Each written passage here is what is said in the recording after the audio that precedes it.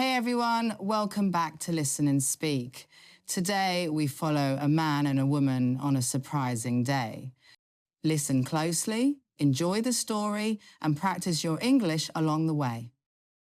Part 1. A strange morning. Tom wakes up feeling a little strange. Everything in his apartment looks normal, but something feels different. On his way to work, he finds a small blue notebook lying on the street. He picks it up. Inside there is only one sentence. If you found this, your day will be special.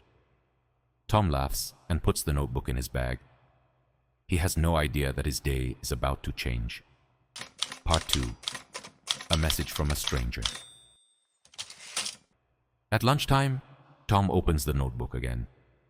This time, there is a new sentence on the next page. Look around. Someone needs your help. Tom looks up and notices a woman struggling to carry heavy boxes. He walks over and helps her. The woman smiles and says, "Thank you. I really needed that." Tom feels good, but confused. How did the notebook know? Part 3. The unexpected meeting. After work, Tom stops at a cafe. While drinking his coffee, the notebook suddenly falls from his bag and opens by itself. A third sentence appears. You will meet someone important today. A few seconds later, the woman from earlier walks into the cafe.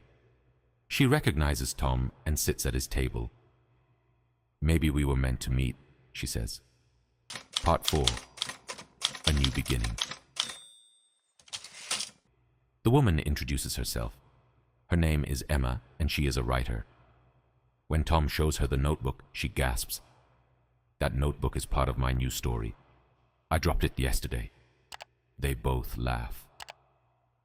Emma thanks him again and asks if he wants to read her story once it's finished. Tom smiles. His special day really was special. And maybe it's only the beginning.